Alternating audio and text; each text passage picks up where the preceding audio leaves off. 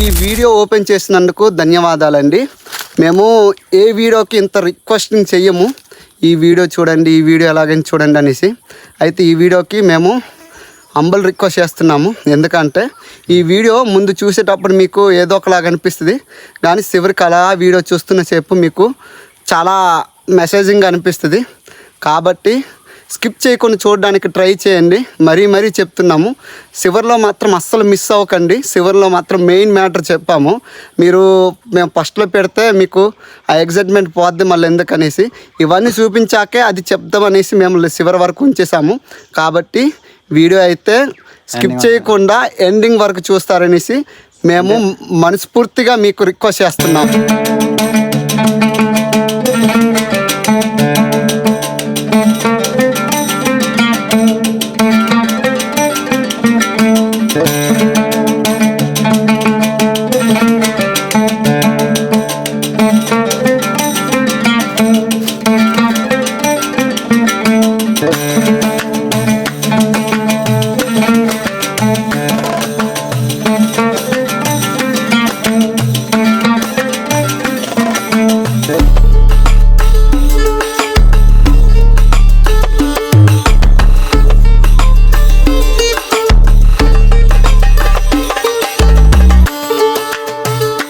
నమస్తే అందరికీ, కొత్త వీడియోకి స్వాగతం. ఎప్పటిలాగే సరికొత్త వీడియోతో మీ ముందుకు వచ్చేసామండి. అయితే మా ఊరికి నుంచి దగ్గర ఒక చిన్న గ్రామం ఉందండి. అదైతే 10 ఏళ్ళ క్రిందట అక్కడ ఉండేసి మా గిరిజనులు ఖాళీ చేసి వేరే ఊరికి వెళ్ళిపోయారండి. అయితే అక్కడ నుంచి వేరే ఊరికి వెళ్ళాల్సిన కారణం ఏమిటి, ఆ ఊరు ఇప్పుడు ఎలాగుందో ఈరోజు అయితే ఈ వీడియో ద్వారా మీకు చూపించబోతున్నాము. వీడియో అయితే చాలా ఇంట్రెస్టింగ్ ఉంటుంది. ఎవరైనా కొత్తగా మా వీడియోస్ చూస్తే మాత్రం సబ్స్క్రైబ్ చేయడం మాత్రం మర్చిపోద్దు. ఈ వీడియో అయితే ఒక లైక్ కొట్టండి. వీడియోలోకి వెళ్ళిపోదాం.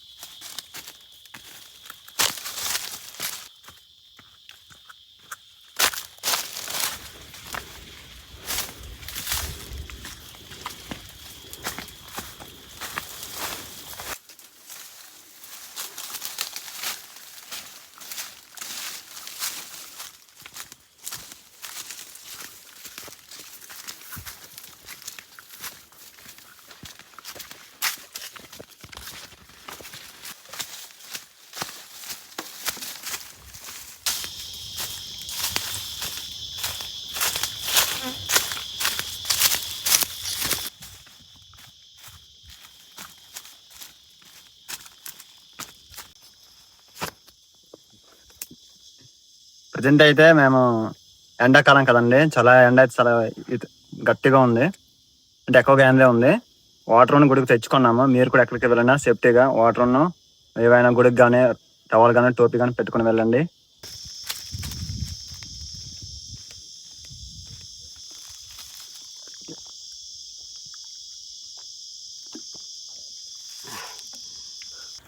ఊరైతే వచ్చామండి. ఇదేనండి ప్రజెంట్ స్తంభాలు అయితే ఉన్నాయి, కానీ అదే మెయిన్ కారణం ఏంటంటే తర్వాత మీకు చెప్తాము.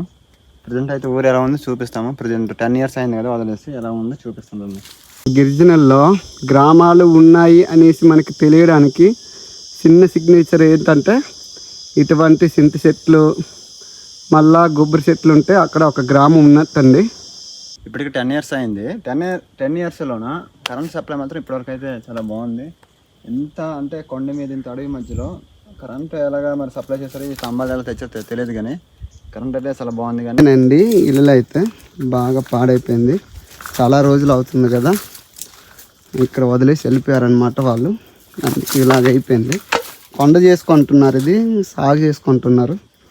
చూపిస్తాను ఆగండి. లోపలికి చూడండి. మీరు అనుకుంటే పాకిల్లాగా అనిపిస్తుంది కానీ ఇది పాకిల్ కాదండి, చిన్న గ్రామం ఇది ఒకప్పుడు. చూడండి ఇది ద్వారము, అప్పుడు వదిలేసిన కూడా ఎంత స్ట్రాంగ్ ఉందో. ఇక్కడ పక్కన ఏదేదో ఉన్నాయి సామాన్లు, లైట్లు కూడా ఉన్నాయి చూడండి. కత్తి కూడా ఉంది, కత్తి ఇంత వేడిగా ఉంది అంటే కత్తి. ఇది కరెంటు సామాన్లు. పక్కన ఒక ఇల్లు ఉంది, చూపిస్తాను లోపలికి వెళ్ళి. చూడండి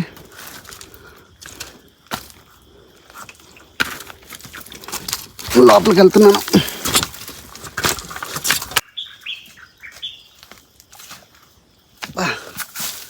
చూడండి ఇదైతే అప్పుడు వాడే లైట్ చూడండి ఈ విధంగా ఉంది.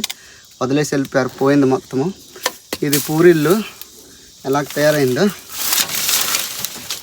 మీరు ఇక్కడ చూసినట్లయితే చూడండి. కొబ్బరి చెట్టు కూడా ఉంది, చూసారు కదా. మీకు నమ్మకం రాకపోవచ్చేమో, అంటే వీళ్ళు ఇక్కడ ఉన్నారా లేదని మీకు నమ్మకం రాకపోవచ్చేమో. కాబట్టి ఏ ఊర్లోనైనా సరే కొబ్బరి చెట్లు అనేది ఉంటాయి. కొబ్బరి చెట్లు ఉన్న దగ్గర అయితే అదొక గ్రామం అనేసి మనకు అర్థమవుద్ది. అటు పక్కల కొబ్బరి చెట్లు చాలా ఉన్నాయి. అయితే అవతల చూపించాము, ఇప్పుడు యువతలండి. ఇక్కడ ఒక 4 ఇల్లులు ఉన్నాయి. ఇది కూడా బాగా పాడైపోయాయండి. చూడండి ఇక్కడ నుంచి వ్యూ పాయింట్ బాగుంటుంది చూడడానికి. చూడండి అక్కడ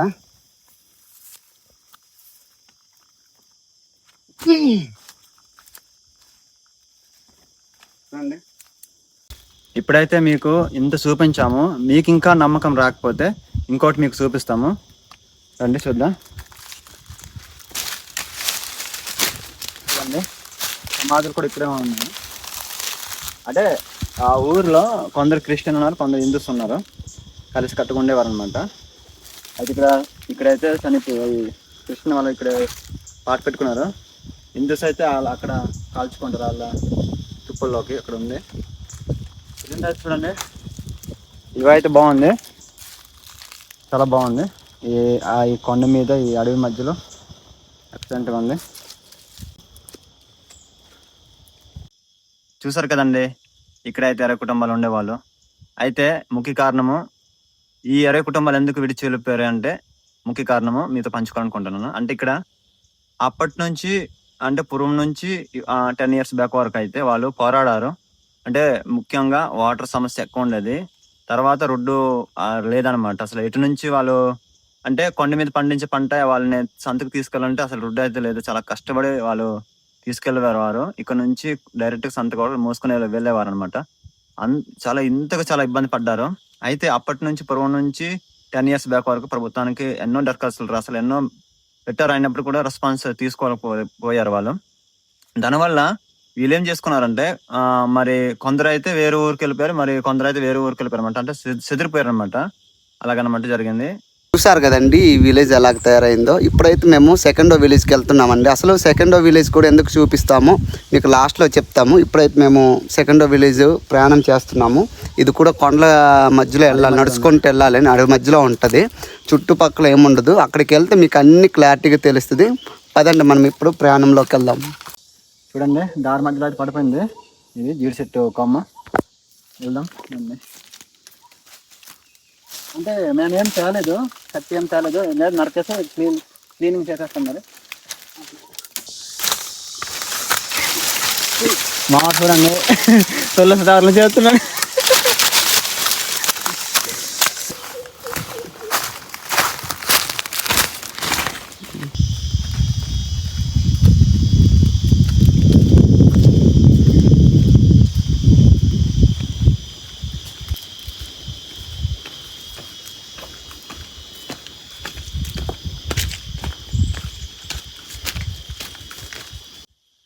మేము వెళ్ళే దారిలో అయితే, అంటే ఆ ఊరికి వెళ్ళే దారిలో మంచి వ్యూ అయితే కనిపించింది. చూడండి ఎంత బాగుంది. లొకేషన్ అయితే అదిరిపోయింది. మంచి ఎండలో నేను అంత ఎంజాయ్ చేస్తున్నాను, అంటే ఫుల్ ఎంజాయ్ చేస్తున్నాను.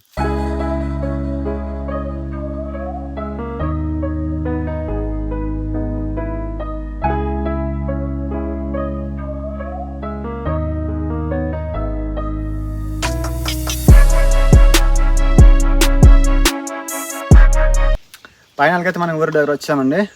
నేనే చెప్పాం కదండి, ఒక ఊరు ఉందంటే ముఖ్య కారణము కొబ్బరి చెట్టు, సింటి చెట్టు అనే మనం తెలుసుకోవడానికి. తర్వాత స్తంభాలు అయితే చాలా స్ట్రాంగ్గా ఉంది చూడండి. రండి ఊరు ఎలా ఉందో చూడబోద్దు. మనమైతే ఇప్పుడు లోపలికి వచ్చేసామండి. చూడండి వెనక్కి చూస్తే మీకు ఇళ్ళు కనిపిస్తున్నాయి. అయితే ఈ ఊరు కూడా 10 సంవత్సరాలు అవుతుందండి వాళ్ళు ఇక్కడ ఉండేసి. ఎవరు ఉండట్లేదు ప్రజెంట్ అయితే ఖాళీగా ఉండి. అయితే మీకు డౌట్ రావచ్చండి, అక్కడైతే అంత మొత్తం అంటే పాడైపోయాయి కదా, ఇల్లు అన్నీ ఏం కనిపించట్లేదు కదా అనేసి మీకు డౌట్ రావచ్చు. అక్కడైతే పూరిళ్ళు మట్టిలు కాబట్టి అదైతే వర్షాల కారణం వల్ల అదైతే మొత్తం పడిపోయాయి. ఇదైతే సిమెంట్తో కట్టేసి ఉన్నాయి కాబట్టి స్ట్రాంగ్ ఉంది. ఇక్కడ దగ్గరగా సిమెంట్తో కట్టేసిన ఇల్లు మొత్తం 4 ఇళ్ళు ఉన్నాయి అనుకుంటాను. మిగతా అవన్నీ మట్టిల్లు పోయి అక్కడలాగా మొత్తం పడిపోయాయి అనమాట మొత్తము. మనం ఒక్కొక్క ఇల్లుకి వెళ్ళేసి చూద్దాం ఒకసారి రండి. అయితే ఇది చూసారు కదండి, ఇదైతే ఇల్లు కాదు, ఇది చర్చ్ అనమాట. చర్చ్ లోపల ఎలా కూడా చూపిస్తాను రండి. చాలా బాగుంది. చూడండి ఇది ఈ విధంగా ఉంది లోపల అయితే. ఓహో మట్టితోనే కట్టుకున్నారు కానీ స్ట్రాంగ్ ఉంది. మేము బయట చూసి సిమెంట్ ఇల్లు అనుకున్నాము, సిమెంట్తో కట్టుకున్నారు అనుకున్నాం కానీ మట్టి ఇల్లే. చూడండి రంగేశారు మట్టి పైన. చూడండి మళ్ళీ అవతల పక్క ఒకటి ఉంది, వెళ్ళి చూద్దాం. ఈ చర్చి పక్కనే పూరిల్లు ఉండేదన్నమాట. ఇక్కడ ఇదైతే ధ్వంసం అయిపోయింది, పడిపోయింది. చూడండి మళ్ళీ అవతల ఒకటి ఉంది, అక్కడికి వెళ్దాం. ఇందాక చూపించాం కదండి, ఇప్పుడు ఇంకో ఇల్లుకి వచ్చాము, చూపిస్తాను రండి. ఇల్లు కూడా చూద్దాం. ఏదేదైనా సామాన్లు గట్రా వదిలేస్తారేమో. అమ్మో దూరడానికి చాలా దారుణంగా ఉంది. ఒకసారి లోపలికి రా పర్లేదు.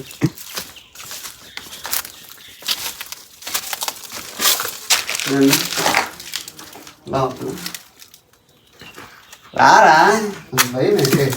సామాన్లు వదిలేశారు, మొత్తం పాడైపోయింది కింద లోపల. ఆ పక్క ఇల్లుకి వెళ్దాం. చూడండి ఈ విధంగా ఉంది లోపల అయితే. లోపల నుంచి చూపిస్తున్నాను, ఇల్లు లోపల నుంచి. కొయ్యలు వెళ్దాం. ఇప్పుడు ఇది పక్క ఇల్లు అనమాట. చూద్దాం లోపల. ఇది బాగానే ఉంది, పెట్టెలు అన్నీ ఉన్నాయిరా. రేట్లు ఉన్నాయిరా. బీరువా, సూట్ కేసు ఉందిరా, సూట్ కేసు. ఇల్లుకి రా,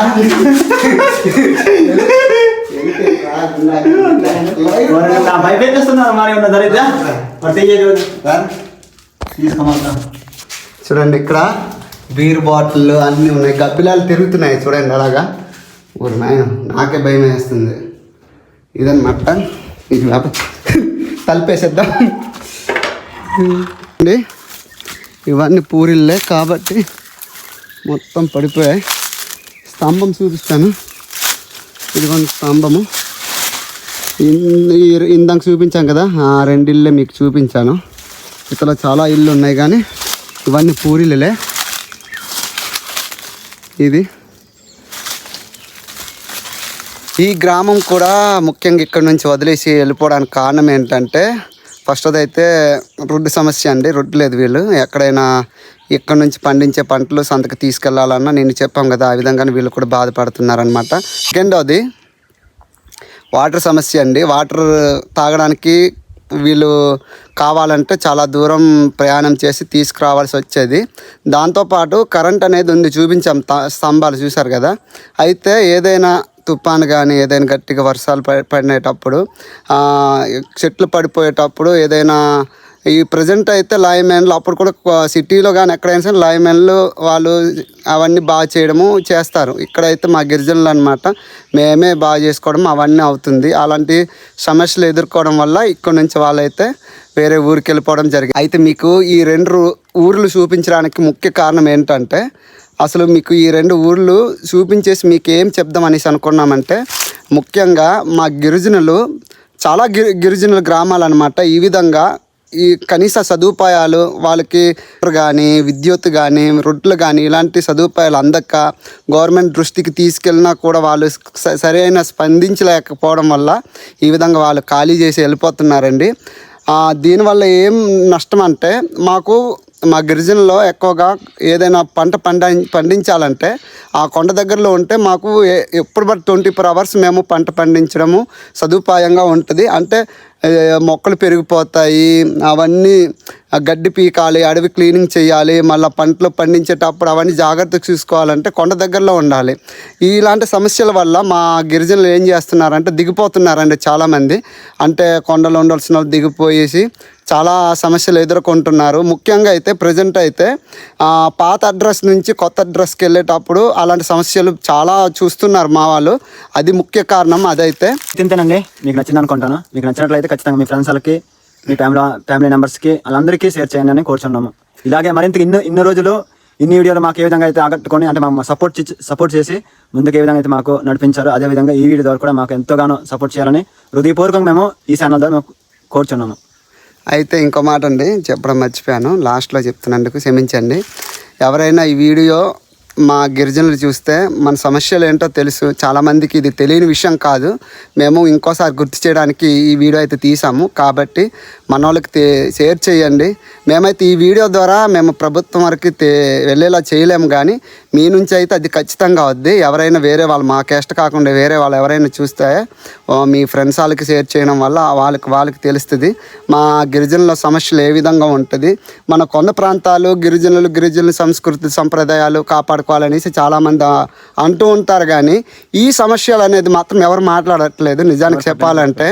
ఎందుకంటే ఇప్పుడు కులం మతం గురించి తప్ప కానీ సదుపాయాలు లేవు, మెయింటెనెన్స్ లేదు, కనీస అవసరాలు వాళ్ళకి ఇవ్వలేకపోతున్నాము, మనకు పొందలేకపోతున్నాం అనేసి ఎవరైతే ఈ విషయం మీద మాట్లాడట్లేదు. కాబట్టి మేము హంబుల్గా రిక్వెస్ట్ చేస్తున్నాము, ఈ వీడియో చూసిన వాళ్ళందరికీ మీ ఫ్రెండ్స్ వాళ్ళకి తప్పకుండా ఎలాగైనా షేర్ చేస్తారనేసి మేమైతే ఇంతటితో వీడియో అయితే సమాప్తం చేస్తున్నాము. జై హింద్, జై ఆదివాసీ. జై